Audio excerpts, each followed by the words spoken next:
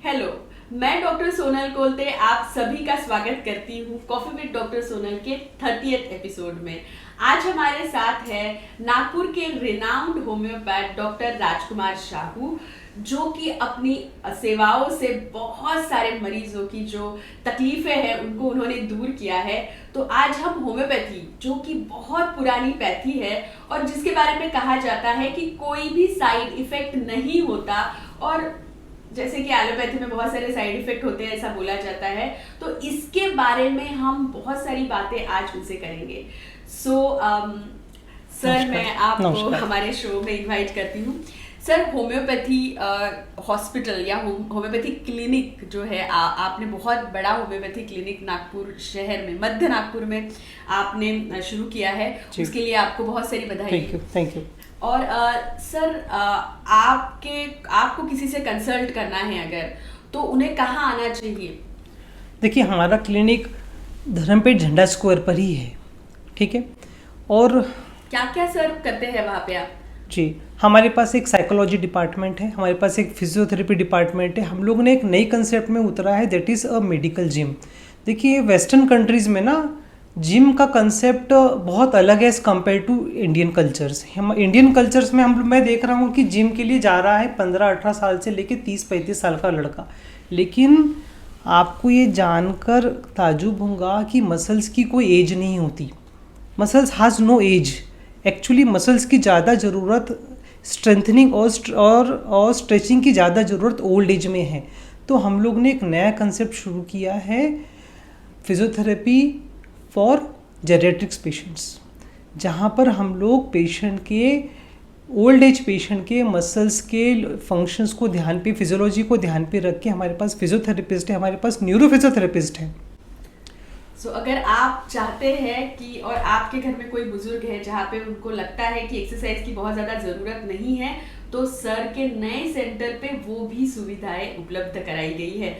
Sir, homeopathy जो हमारा आज का सब्जेक्ट है, तो होम्योपैथी एक बहुत पुरानी पैथी है, लेकिन मुझे लगता है कि जितना स्कोप होम्योपैथी को मिलना चाहिए, उस तरह से होम्योपैथी को लोग आजकल जानना चालू कर रहे हैं शायद।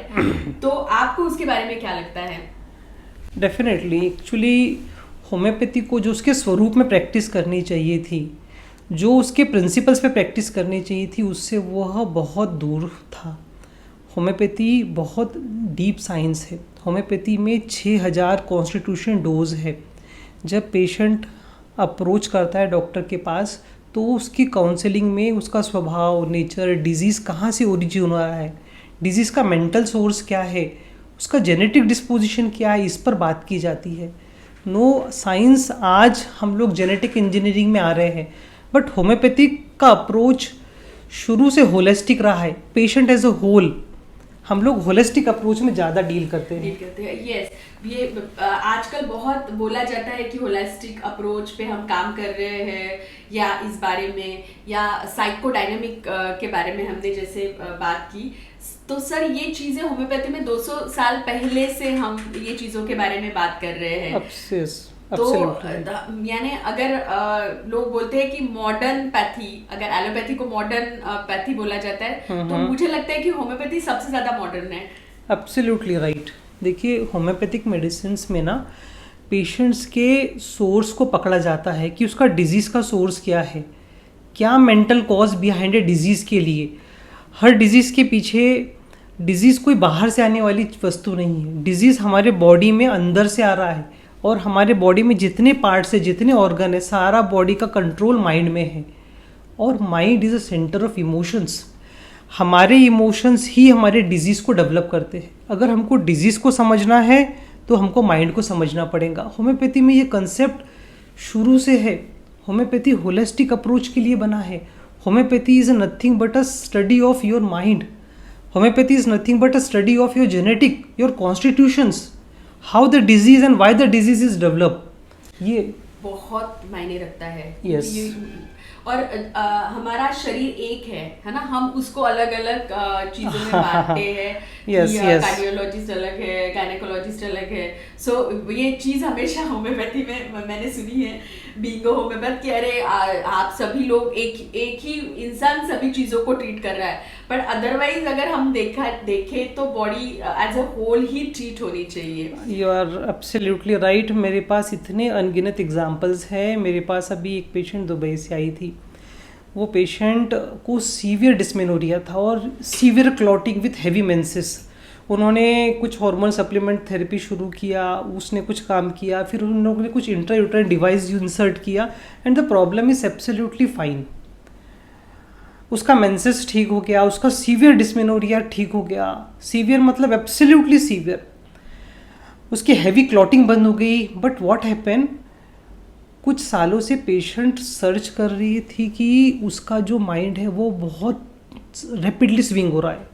She become aggressive for instant of seconds, for triple of reason.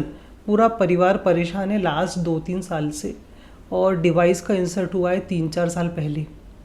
So how हमारे पास मल्टीपल ऑर्गन्स है, एक ऑर्गन दूसरे ऑर्गन से कनेक्ट है और माइंड उसका गवर्निंग पावर है। आपने डिजीज को ना शिफ्ट किया from one organ to another organ. आपने फीमेल जनरेटिव ऑर्गन को सप्रेस करके माइंड को डिजीज माइंड की तरफ फेंक दिया। आपने इन्फ्लेमेशन एक ऑर्गन से दूसरे ऑर्गन की तरफ ढकेल दिया। सो जब तक आप अपने माइंड को नहीं समझोगे, आप अपनी डिजीज को कंप्लीट ठीक नहीं कर पाओगे। वह lady after giving a constitution dose, मैंने वो लेडी को इस सलाह दी कि आप हो सके तो आप डिवाइस को निकालो, और उसने मेडिसिन लिया, उसका माइंड शांत हुआ और उन्होंने डिवाइस निकाला। उसके घर के मुझे फीडबैक आया उसके हस्बैंड का। उसका हस्बैंड बहुत बड़े कंपनी में सीईओ है। उसके हस्बैंड का मुझे फीडबैक आया, सर उसका माइंड बहुत शांत हो गया। वो पहले जो एग्रेशन था, उसका जो रेज था, वो अननेसेसरी था, वो पूरा ख़त्म हो गया। This is the miracle of homeopathy. So मुझे लगता है कि रीजनल ऑफिस का काम हेडक्वार्टर की तरफ ज्यादा भेज दो।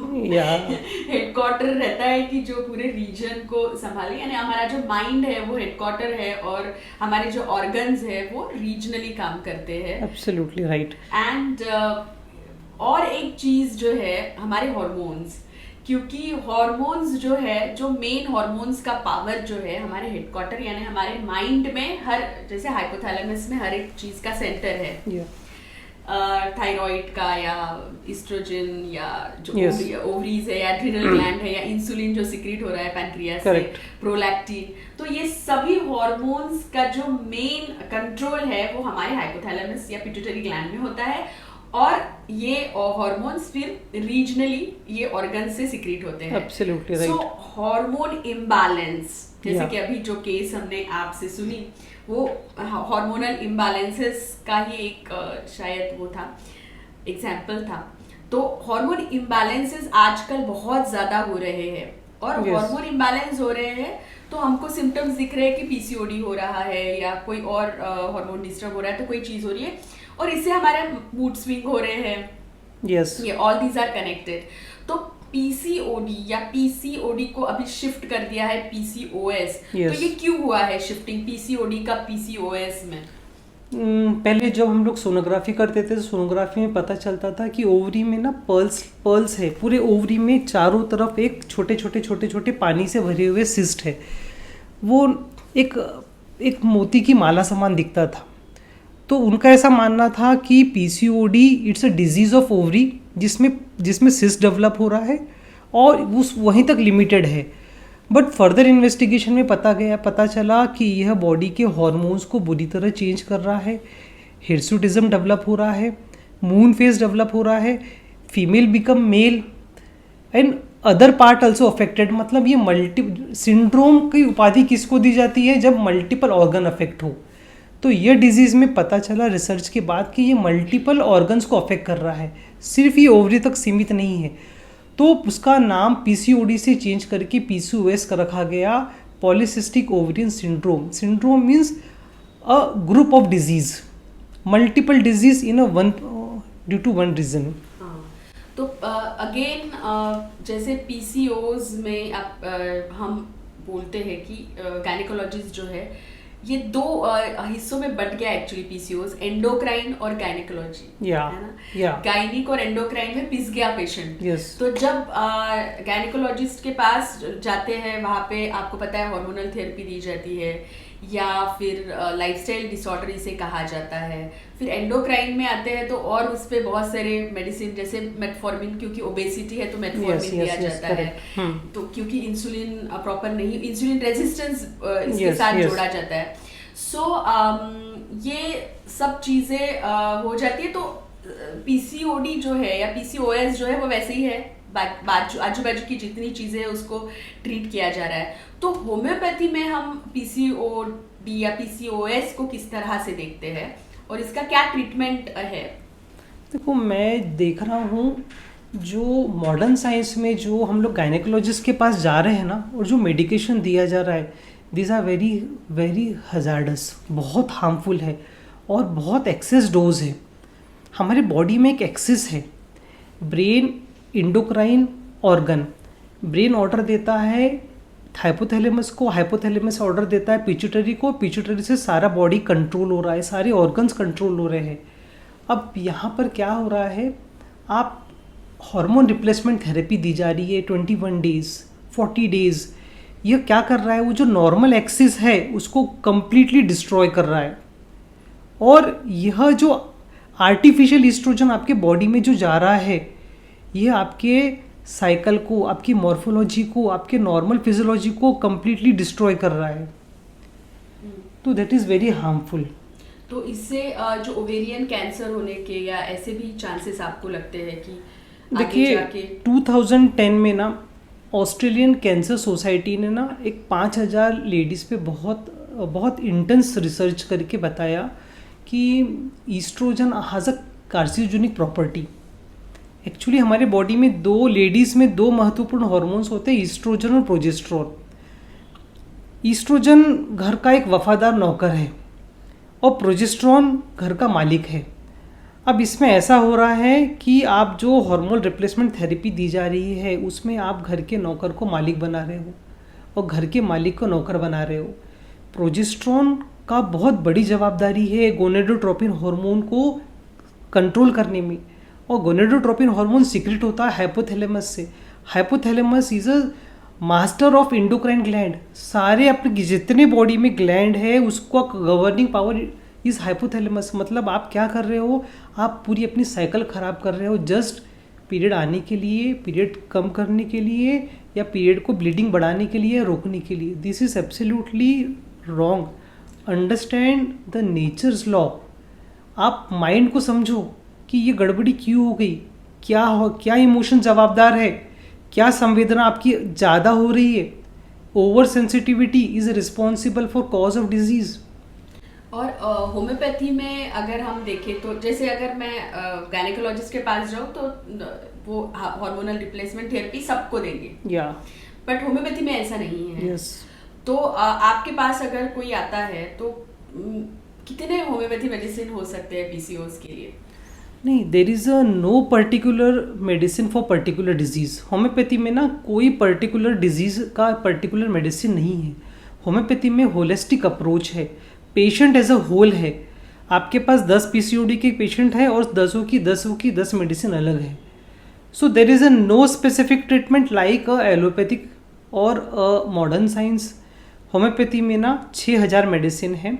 आपको पेशेंट का डिटेल स्टडी लेना पड़ता है, मेंटल, उसका फिजिकल कॉज, उसकी लाइफ जर्नी, उसके लाइफ में होने वाले इंसिडेंसेस, उसके ऊपर कितना इम्पैक्ट हुआ, उसका सबकॉन्शियस माइंड, और उसके हिसाब से आपको एक सिंगल कॉन्स्टिट्यूशन डोज निकालना पड़ता है that should be match with a optimum level.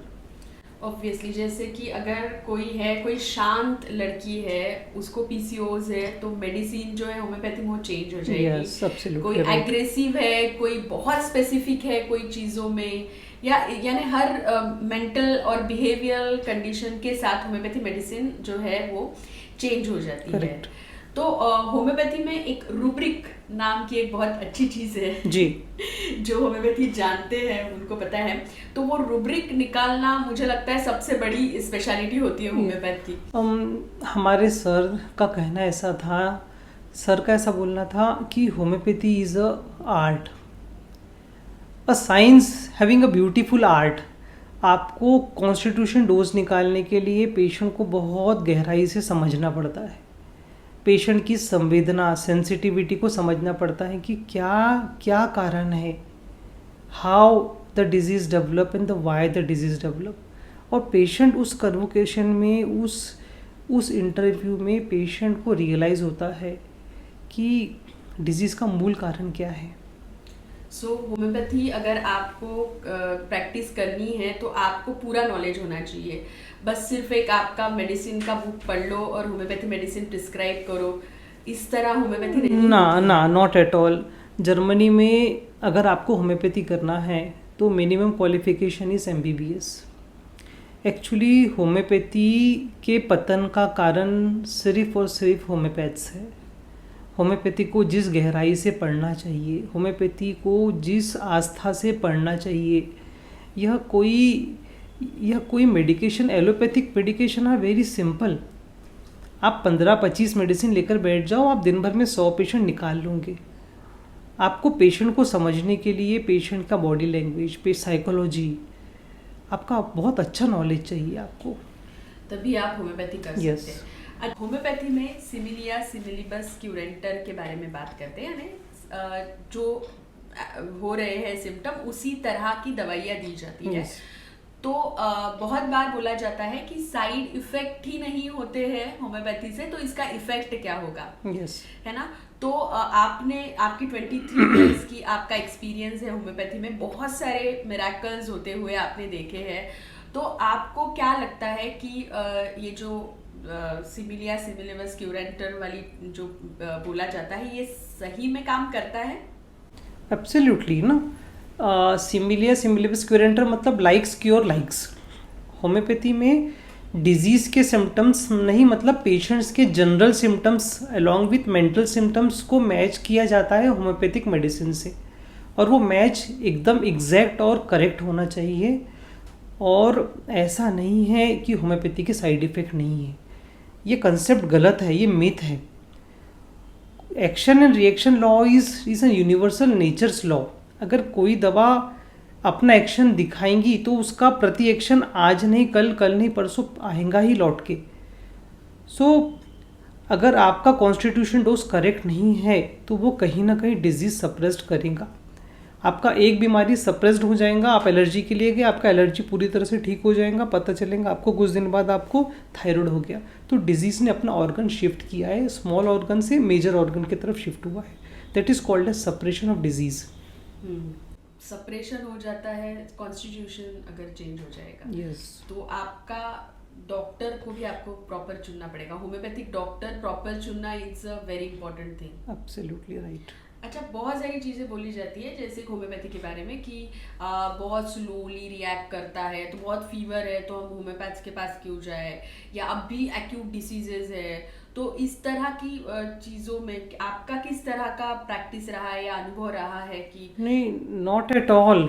Homeopathy से फास्ट मेडिसिन कोई नहीं है। पेशेंट का कॉन्स्टिट्यूशन अगर करेक्ट हो तो acute fever, high grade fever with pneumonia, it resolve with in 24 hours. तो और क्या चाहिए? Definitely homeopathy is not a, ये मिथ है। क्यों मिथ पैदा किया गया? क्योंकि आपको मेडिसिन समझी नहीं, डॉक्टर करेक्ट नहीं है। आपको मेडिसिन का ज्ञान नहीं है, आपको हाउ द डिजीज प्रिंसिपल। कोई भी अगर आप अपने आईफोन परचेज किया अगर, तो उसके आपके यूजर मैनुअल पढ़ना पड़ेगा, नहीं तो 5 साल बाद आपको पता चलेगा कि मेरे मोबाइल में ये भी फंक्शन था, मुझे मालूम ही नहीं। Important thing.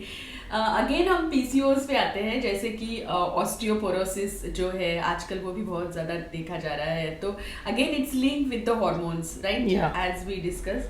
तो आपको क्या लगता है, और कॉन्स्टिट्यूशनल मेडिसिन से क्या हम वो ट्रीट कर सकते हैं? Absolutely. Homeopathic constitution dose correct और एग्जैक्ट मैच करना चाहिए। उससे अच्छा मुझे लगता है कि वो इट्स इक्विवेलेंट टू अमृत।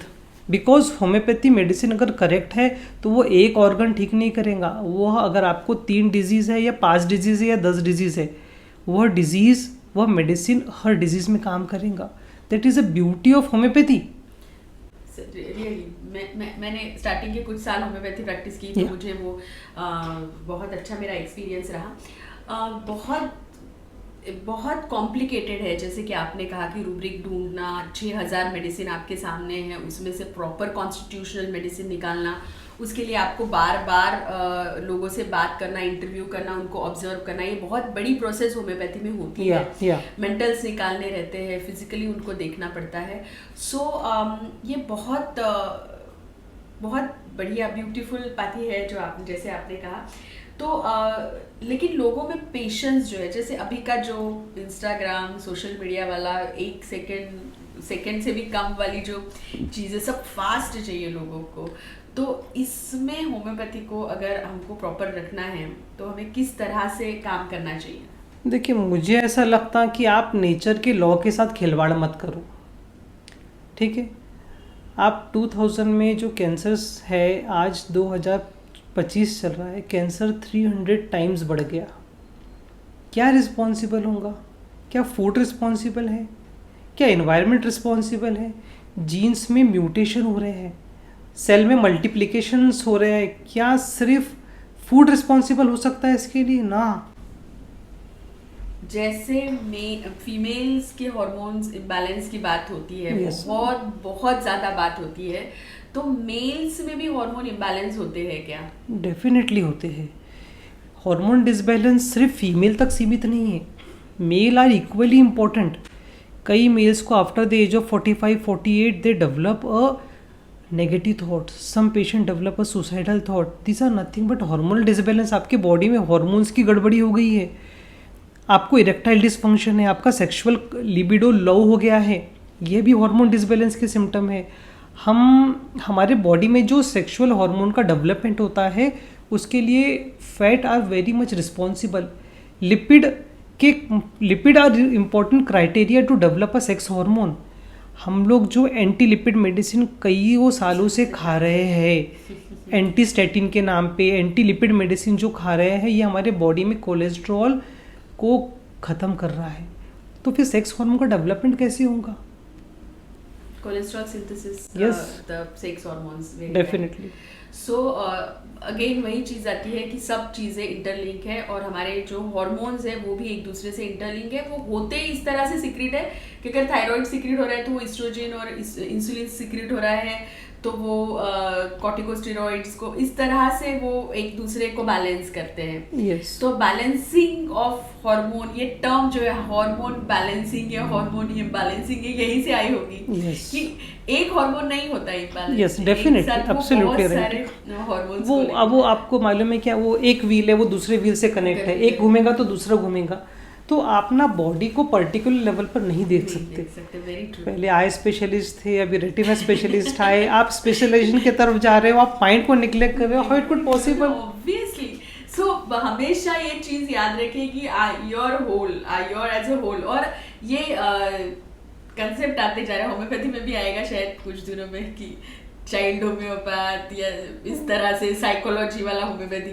और एक चीज मुझे हमेशा लगती है कि हर होम्योपैथ को साइकोलॉजिकली ट्रेन होना चाहिए, या उनको वो सब्जेक्ट रहना चाहिए, या उन्होंने मास्टरी करनी चाहिए उनमें। ये आपको क्या लगता है इसके बारे में? अच्छा होम्योपैथ होने के लिए आपके अंदर एक अच्छी सेंसिटिविटी चाहिए, एक ऐसी संवेदना चाहिए जो आप पेशेंट को फील कर सको, आप पेशेंट को अंडरस्टैंड कर सको। इसके बिना होम्योपैथी अधूरी है। Yes. इसके बिना होम्योपैथी नहीं चल सकती आपकी। होम्योपैथी अथाह सागर है, पेशेंट की भरमार है। मैं अभी मेडिकल कॉन्फ्रेंस में गया था, वहाँ पे कुछ डॉक्टर का ऐसा बोलना था, यार पेशेंट कम हो गए। उन्होंने मुझे रिप्लाई किया, पेशेंट कम हो गए। मैं बोला नहीं यार, नॉट एट ऑल। मैं बोला आप दरवाज़ा खोलो, आएंगे। पेशेंट करोड़ों अरबों की तादाद में है। नहीं, मुझे लगता है कि आप अपने ज्ञान का दरवाजा खोलो। Absolutely right. जब भी आएंगे जब आपके पास आप रिजल्ट लेंगे और आपके पास वो ज्ञान रहेगा। Yes, definitely. देखिए, डॉक्टर के प्रैक्टिस को प्रैक्टिस कहा जाता है। Yes, definitely. कोई साइंस बुरा नहीं है, आप उसको कैसे देख रहे हो, आपका उसको देखने का नजरिया कैसा है, वो इम्पोर्टेंट है। हाँ, वो वेरी ट्रू। आपको देखना पड़ेगा और आपको समझना पड़ेगा। Yes, definitely. सो बहुत सारी बातें और हो सकती है। होम्योपैथी इतनी बड़ी पैथी है, हम बहुत सालों से होम्योपैथी के बारे में सोच रहे हैं, हम पढ़ रहे हैं होम्योपैथी के बारे में, या हमारे बच्चों के लिए हम सोचते हैं कि सेफ पैथी है। तो इतने सालों से चल रही है, 200 साल पुरानी पैथी है, और इसीलिए आई थी कि साइड इफ़ेक्ट्स बहुत ज़्यादा हो रहे थे, सर्जिकल प्रोसेसेस बहुत थी जो ह्यूमन जो और मैनकाइंड की तरफ उसको अच्छी तरह से देखा जाए, या बहुत क्रूएल टाइप्स की सब चीज़ें हो रही थी, क्रूएलिटी थी। तो होम्योपैथी, इसीलिए होम्योपैथी का जन्म हुआ। मुझे लगता है कि अभी भी पैथी उतने ही स्ट्रॉन्ग तरीके से काम कर रही है, हमें उसको एक नज़रिया देना चाहिए। आज आपसे बात करके एक बहुत बढ़िया नज़रिया होम्योपैथी के बारे में मुझे समझ में आया, और मुझे लगता है कि हमारे जो व्यूअर्स है, हमारे जो ऑडियंस है, वो ज़रूर होम्योपैथी के बारे में सोचेंगे। देखिए, मैं बस एक रिक्वेस्ट करता हूँ, last but not a least. देखो, एक लेडीज़ जब प्रेग्नेंट होती है, वो 9 महीने प्रेग्नेंट होती है, उसमें बहुत वर्साटाइल लेवल पे हार्मोन का चेंज होता है, और वह बहुत मेडिकेशन से गुजरती है, बहुत मेडिकेशन लेती है वो। मुझे ऐसा लगता है कि वेस्टर्न कंट्री में कल्चर तो है, मुझे ऐसा लगता है कि Indian womens should understand, should educate more than a doctor. उसको पता रहना चाहिए उसकी फिजियोलॉजी में क्या चेंज हो रहा है, उसके मेंटल लेवल पे क्या चेंज हो रहा है, उसके हार्मोन्स में क्या फ्लक्चुएशन हो रहा है, उसके लिए क्या अच्छा है क्या बुरा है। आप सिर्फ 1-2 मिनट या 1 मिनट की रील देखकर आप एजुकेट मत होइए। Women should educate, women must educate for their natural being. आप अपनी लाइफ में ना आप अपने प्रोजनी दे रहे हो, अपनी पीढ़ी को आप अपनी पीढ़ी बढ़ा रहे हो, तो आप उसको निगलेक्ट मत कीजिए। आप अंडरस्टैंड करो आपके फिजियोलॉजी को, आपके बॉडी में होने वाले चेंजेस को, क्या दवा आपके लिए अच्छी है, क्या दवा आपके लिए बुरी है, किस दवा के क्या साइड इफ़ेक्ट है, आप उसको अंडरस्टैंड करो और उसी तरह जाओ, क्योंकि होम्योपैथी के भी साइड इफ़ेक्ट होते हैं। तो मैं हमेशा बोलती हूँ, आपको आपका डॉक्टर चुनने का हक है। क्योंकि आपका जो अस्तित्व है ये दुनिया में, वो आपके शरीर के माध्यम से है, और आपका शरीर आपको सही रखना है, सेहतमंद रखना है। तो उसकी जो रिपेयर है, उसका जो भी चीज़ें हो रही है उसके साथ, उसका जो मैकेनिक है वो डॉक्टर है। तो वो सही चुनना आपके हाथ में है, क्योंकि आप अगर सही डॉक्टर चुनते हो तो आपकी जो लाइफ है, आपका जो शरीर है, आपका जो फिजिक है, आपका जो माइंड है, वो ज़्यादा सेहतमंद रहेगा। तो ये बात ज़रूर याद रखिए, और देखते रहिए कॉफ़ी विद डॉक्टर सोनल।